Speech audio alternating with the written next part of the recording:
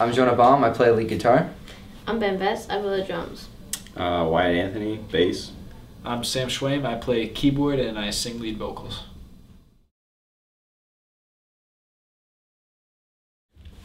Right now, stuck in neutral. Yeah. Stuck in neutral.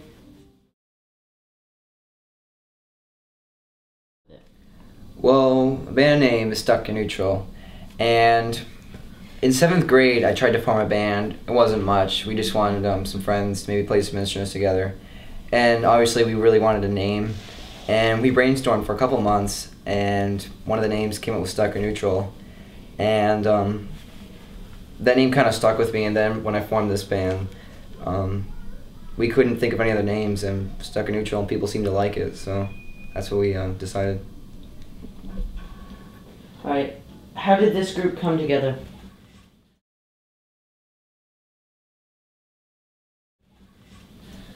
Well, Ben and I had been playing in a band previously with someone else. It was just drums, and then I was playing guitar, and there was another guitarist. It wasn't really a band. We just mainly played, you know, talent shows and practice. But it wasn't until high school where we really wanted to go somewhere with the band, so we needed a bass and obviously a singer and possibly more. And we got Sam over to start singing, and now he's doing keyboards. And then we got Wyatt on bass, and that was actually the hardest part, was finding a bass, believe it or not.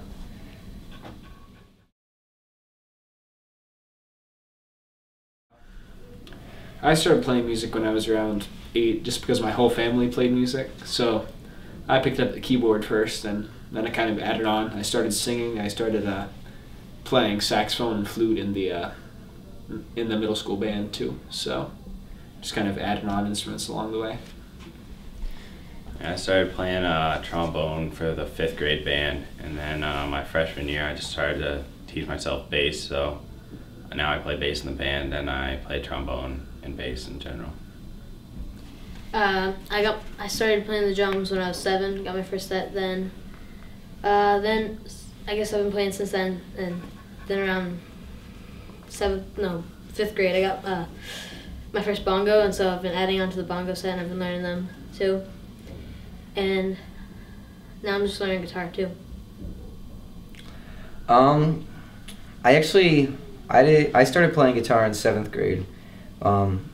Since your 7th grade year, we have to take a guitar class for a trimester, and I don't know, that really kind of got me hooked on guitar, and I took lessons for about half a year, and I just went from there, teaching myself, playing with other musicians around town, and now here I've basically taught myself with about a half year of lesson. And guitar is the only thing I play. I'm not good for anything else. Band. Oh my gosh. And so, You want to tell it? all right, whatever. All right. So there's a road race in Booth Bay here, the Lobster Roll 5K, and me and Sam were running in it, and Jonah and Ben were like there trying to set up, and it was an outdoor show, and the sound was just not what we expected, and this kid was incredibly frustrated. Yes. And anyway, they had like this big bouncy house thing after it, and they had these boxing gloves like the size of this kid in it.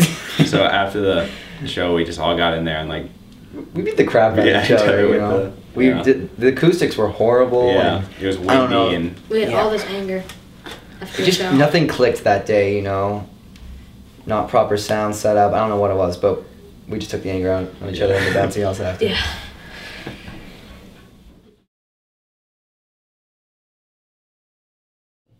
Our fans are pretty hardcore. They're moshing out in the front, camping outside the venues 2 days in advance. Yeah. No, it's pretty much just out of parents.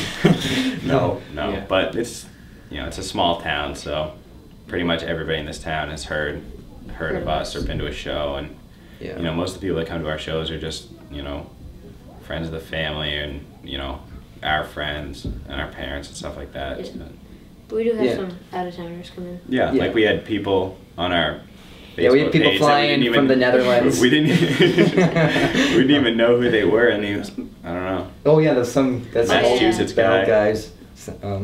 Wyatt's right though. It's a really small town, and we're the only band in it. So obviously people are gonna want to listen to us and check us out, and most of the kids in the school like everyone knows us. We don't have a Yeah. huge fan base, but everyone knows who I mean, we in are town, school. most people, at least of us, know we played somewhere.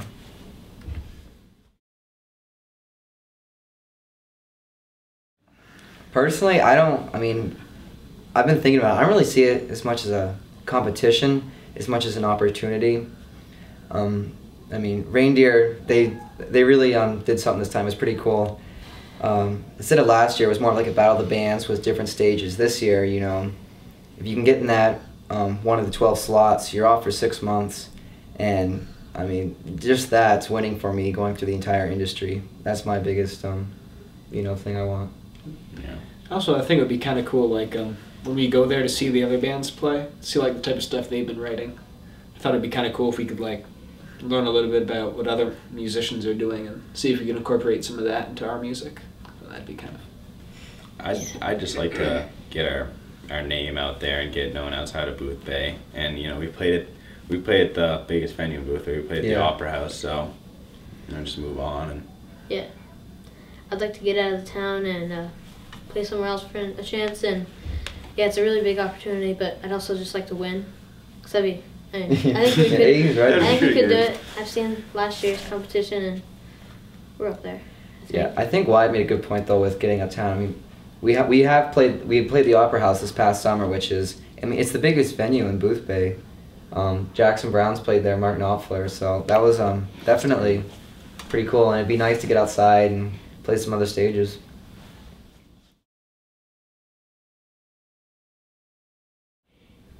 No, I think one definite strength is I think how confident we are on each instrument. You know, Sam's doing his thing on keyboard and vocals. He knows how it's supposed to sound. He knows what he's doing. Ben's doing drums. He knows how it's supposed to sound. You know, Wyatt knows what he's supposed to be doing. I know what I'm supposed to be doing. And on a good day when we're all focused, everything clicks really well, and anyone who hears it thinks it. I mean, it can sound pretty good when we're all working together. I think one problem we kind of have, though, is that a lot of us play, like, different styles of music. Like, Jonah's into, like, the big rock things, and I kind of like the softer, jazzier piano things. So sometimes, like, we play our instruments in different styles, and sometimes that'll mesh and it'll work well together. We'll get a really good sound, but other times it just doesn't fit together. We're doing two different things. So I think that's probably the biggest weakness we have. Yeah. yeah. I think it kind of relates to what Wyatt said, is getting definitely outside of Booth Bay, you know, wherever, if it just be Wiscasset or somewhere, anywhere we can play another show. Yeah. And another big one is we're hoping to record an album sometime this year in our school studio, which would be pretty cool. Yeah. That's Yeah. my goals for the band. I don't know if you guys have any.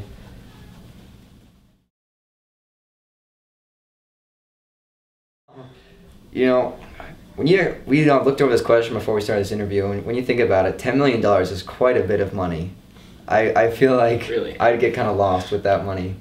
I think definitely most saving it, you know, what college, whatnot, you know, car stuff, anything really. But I might take, what, $5,000 out of it, buy some musical equipment, little stuff.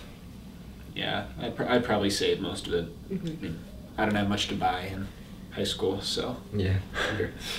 Yeah, I'd probably get a new bass and probably buy a car, and the rest of it just, you know, save for college. Or, I mean, $10 million, I'd probably give some of that away to some groups or organizations, charities, something like that. Can always help out the school too. Some of the stuff, like especially our studio too. Or just helping like other, you know, like musical programs get started. Definitely get some stuff going. Yeah.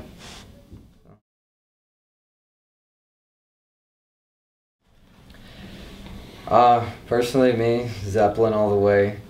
You know, I like a lot of different bands right now. I'm getting really into kind of the jam band scene, Fish and Humphreys. But when it goes, when it all ends up back at your roots, and definitely Led Zeppelin, Jimmy Page, Pink Floyd. That's my biggest influences and favorite players. I grew up on the band Guster. They're smaller and they're like a alternative rock. And that's where I really got into the bongos and stuff and the set. Yeah. There's my set, obviously. But yeah, it's just mostly Guster. And then when I met Jonah, I started getting into more rock, Humphreys McGee, and some Zeppelin. Yeah. Yeah. Yeah, I'm mostly into like classic rock and new rock or alternative, but I don't really have like a favorite artist. It's gonna vary from day to day or month. Yeah. Your mood. Depressed. I kind of always liked Jackson Browne and his music. If I had to pick a favorite artist, that'd probably be it. But my favorite music style is probably more around the line of blues or something a little more jazzy, like Billy Joel's old stuff. I really like a lot, that type of thing.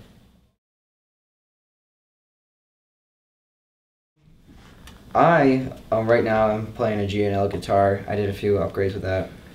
I played through a Vox AC15 amp. I love that thing. And I have a pedal board with some different effects, some distortions, mix it up a little bit. And then I mic it with a SM57. I just got a new drum set in May. It's a Mapex 5-piece, some Zelgin and Pearl cymbals, and then for my bongos I got this Latin percussion set and stuff. Yeah, I have a Fender Jazz bass right now and a Fender 150 amp.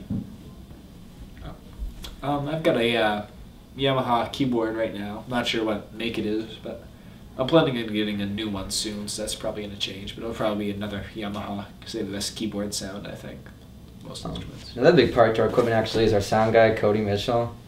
He's the one actually filming this right now behind the camera, but he's helped us out with pretty much every show we've done. Yeah, which he helps a lot. It's we're really grateful for that. Our school has a studio, and he's in there every day, and we have access to so much equipment through him. Whether it be snakes, mixers, amps, microphones. He's usually got us covered for each show. And I don't, you'd have to ask him about what he runs through different mixers and what he does, but it usually sounds good, so we trust him. I think we're very fortunate to have all this equipment that's available. Oh yeah. I mean, most bands, most bands just have like their amp and that's it. And then you're lucky to get a PA for the singer. Yeah. We were pretty lucky, through Channel 7 and Cody. Definitely. Yeah. And my cousin Eric. Oh yeah, Thomas. he does our lights. He's our light guy. Yeah. He has a bunch of lights and stuff, and he's got a good light rig, and he's really interested in that stuff. hopefully maybe expand our light show this coming year, get some more lights. Yeah.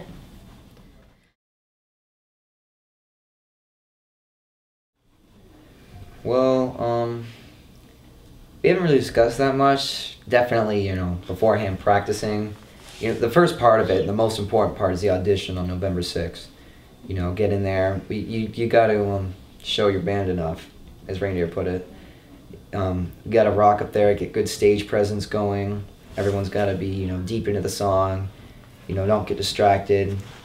That's how I kind of view the strategy. I think it would be a good idea too to just find a way to, again, like we said before, a big problem is like sometimes our styles don't mesh. And I think if we can find a way, like through practice or through experimentation, just to figure out a way that usually works and makes them mesh well together, I think we'll do well. I think that's something we should work on. Yeah. I think that's the end of the interview. Just the last thing, just say thanks to Reindeer, putting on the off-ramp. I think I speak for our whole band and the bands around Maine, just how grateful we are. And, it's, this is once in a lifetime. I can't believe, they're actually giving bands this opportunity. Pretty sweet deal. Yeah, this is a crazy opportunity. We'll go see what we can make of it. So, thank you, Reindeer. Thanks, Reindeer.